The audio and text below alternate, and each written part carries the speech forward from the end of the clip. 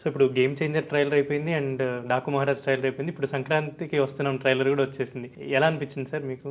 సంక్రాంతికి వస్తున్నాం ట్రైలర్ అయితే ముందు నుంచి వాళ్ళు ఏదైతే చెప్తున్నారో అది ప్రామిసింగ్గా నెరవేర్చారని చెప్తున్నాను. ఎందుకంటే ఈ ట్రైలర్ చూసిన తర్వాత మనకు కలిగిన అభిప్రాయం ఫ్యామిలీ ఆడియన్స్ అనేది అనిల్ రావిపూడి గట్టిగా పట్టుకున్నాడు. వాళ్ళందరినీ థియేటర్కి రప్పిస్తే సినిమా ఆటోమేటిక్గా హిట్ అవుద్ది. అనిల్ రావిపూడి ఫార్ములా F2 దగ్గర నుంచి కూడా ఆయన సినిమాకి వచ్చే ఆడియన్ ఒక సింగిల్ టికెట్ తగ్గట్లేదు. ఎవరు వచ్చినా కానీ బంచ్ ఆఫ్ టికెట్ దిగుతాయి. ఆ ఫార్ములా పట్టుకున్నారు. ఆటోమేటిక్గా ఇంట్లో వాళ్ళు కదిలితే ఫ్యామిలీ మొత్తం కదిలిద్దని చెప్పేసి ఆయన ఫార్ములా పట్టుకున్నారు. అదే రేంజ్లో ఈ ట్రైలర్ కూడా ఉంది. ఆయన ఏం చెప్పదలుచుకున్నాడో అది చెప్పారు. కొత్తగా మనం చెప్పుకోవాల్సింది ఏంటంటే ఇక్కడ ఐశ్వర్య రాజేష్, మీనాక్షి చౌదరి భాగ్యం క్యారెక్టర్కి ఐశ్వర్య అయితే కరెక్ట్ సెట్ అయింది, యాప్ట్ అయిపోయింది. మీనాక్షి ఐపీఎస్ ఆమె కూడా అలానే ఉంది. ఆయన ముందు నుంచి కథ రివీల్ చేశారు. ఎక్స్ కాపు, ఎక్స్ లవరు, వైఫ్, ఈ ముగ్గురు మధ్య జరిగేటువంటి సన్నివేశాలు ఫ్యామిలీ పరంగా హిలీరియస్గా ఉంటాయి. అది కాకుండా చిన్న క్రైమ్ థ్రిల్లర్ అది కూడా ఇది ఎస్టాబ్లిష్ చేసే ప్రయత్నం చేశారు. కానీ బీమ్స్ గురించి చెప్పుకోవాలి మనం ట్రైలర్ చూసిన తర్వాత. బ్యాక్గ్రౌండ్ స్కోర్ అయితే అల్టిమేట్.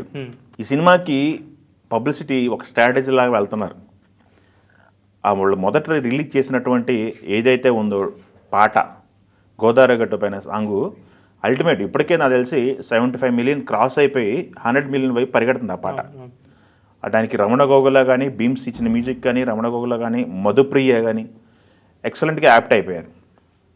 ఆ పాటకు ఒక ప్రాణం పోశారని చెప్పుకోవచ్చు. మధుప్రియ కూడా చాలా రోజుల తర్వాత పాట పాడిన సినిమా పాట.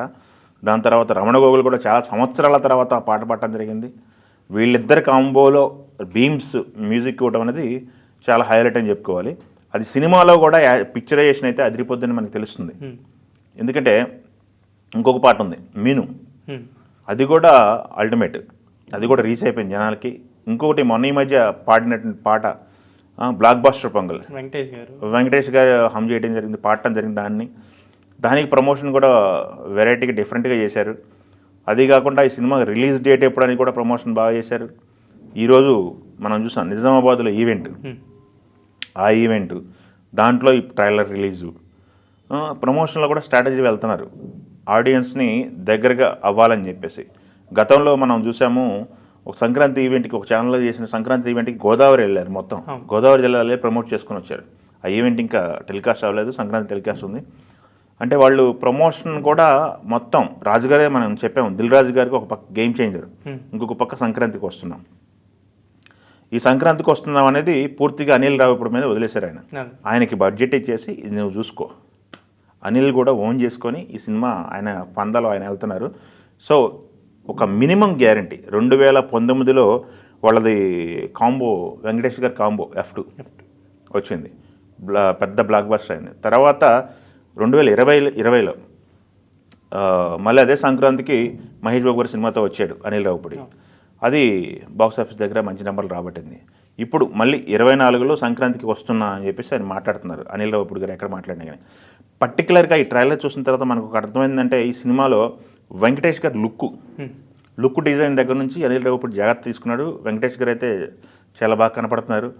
అదే కాకుండా మెయిన్ క్యారెక్టర్లు కొన్ని ఉన్నాయి, మనం చూసాము చాలా హిలీరియస్గా ట్రైలర్లో. ఆ క్యారెక్టర్లు మొత్తం కూడా సాయి శ్రీనివాస్ అని ఒక ఆర్టిస్ట్ ఉన్నారు, ఆయన ఫుల్ ఫ్లెడ్జ్గా వాడుకున్నారు దీంట్లో. అది కాకుండా ఇంకా చాలామంది ఆర్టిస్టులు ఉన్నారు, వాళ్ళని కూడా ఫుల్ ఫ్లెడ్జ్గా వాడుకున్నారు. ఈ ట్రైలర్లో మనకి అర్థమవుతుంది. అది పర్టికులర్గా వెంకటేష్ గారు యాక్టింగ్ తరఫున వెంకటేష్ గారి దగ్గర నుంచి అభిమానులు ఏది కోరుకుంటారో క్లైమాక్స్లో వచ్చే 5 నుంచి 7 నిమిషాల మధ్య ఒక ఎపిసోడ్ ఉంటుంది. ఆ ఎపిసోడ్ అనేది చాలా ఇంట్రెస్టింగ్గా ఉంటుంది, మీరెవ్వరూ ఎక్స్పెక్ట్ చేయరు, ఆ విధంగా ఉంటుందని చెప్పేసి మనం మాట్లాడటం జరిగింది అనిల్ రావిపూడి గారు. దానిపైన ఇప్పుడు క్యూరియాసిటీ ఉంది, ఏం చెప్పబోతున్నాడు అని చెప్పేసి. F2లో కూడా ఫన్ అండ్ ఫ్రస్ట్రేషన్ అని చెప్పేసి చాలా హిలీరియస్గా నవ్వించి వైఫ్ అండ్ హస్బెండ్ రిలేషన్ ఎలా ఉండాలనేది లాస్ట్ 10 నిమిషాల్లో ఎస్టాబ్లిష్ చేసే ప్రయత్నం చేశారు. సో ఇప్పుడు ఈ సినిమాలో ఏం చెప్పబోతున్నారు, మగుడు పెళ్ళాలు వాళ్ళ గతాలు ఇది ఏమైనా డిస్కస్ చేయబోతున్నారా? పెళ్ళికి ముందు వాళ్ళ కథ ఏంటి, వీళ్ళ కథ ఏంటి, ఏమైనా డిస్కస్ చేయబోతున్నారా?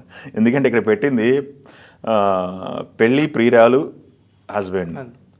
అది కాకుండా ఇంట్లో ఇళ్ళలు, వంటింట్లో ప్రియురాలు, ఇట్లాంటి సినిమాలని కూడా వెంకటేష్ గారికి పెద్ద హిట్లు. 2 హీరోయిన్లు ఉన్న సినిమాలు ఇవన్నీ కూడా పెద్ద హిట్లు అనమాట. వెంకటేష్ గారి యాక్టింగ్ అనేది ఈరోజు మనం కొత్తగా జడ్జ్ చేయాల్సిన అవసరం లేదు. ప్రతి సినిమాలో ఆయన జీవించేస్తారు.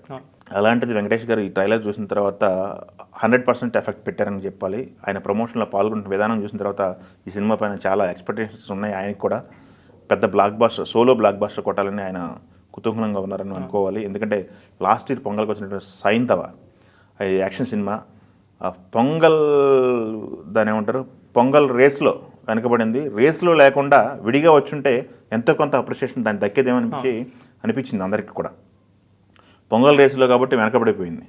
సపరేట్గా వస్తే ఎంతో కొంత గుర్తింపు ఉండేది ఆ సినిమాకని అనిపించింది అనమాట. సో ఈ సంక్రాంతి కోసం ట్రైలర్ చూసిన తర్వాత ఈ సినిమా బ్యాక్గ్రౌండ్ ఏ జోనర్లో వస్తుంది, ఎలాంటి అంచనాలు ఉన్నాయి అనేది ఆల్రెడీ జనాలు అయితే రిసీవ్ చేసుకున్నారు. కంటెంట్ మొత్తాన్ని కూడా వాళ్ళు వ్యూస్ రూపంలో చూపించేస్తున్నారు ప్రతి కంటెంట్కి. సో దీనిపైన కూడా ఎక్స్పెక్టేషన్స్ బాగున్నాయి. వస్తున్న 3 సినిమాల్లో లాంగ్ రన్ ఉండే సినిమాగా ఇది కనపడుతుంది మనకి. సో ఇది ఎలాంటి నెంబర్స్ తీసుకుంటుంది, ప్రొడక్షన్ హౌస్కి ఎంత పేరు చేస్తుంది, చేసిన ఆర్టిస్టులకి, డైరెక్ట్ చేసిన డైరెక్టర్కి ఎంత పేరు తీసుకొస్తుంది అనేది మనం 14వ తారీఖు వెయిట్ చేయాల్సిన అవసరం అయితే ఉంది.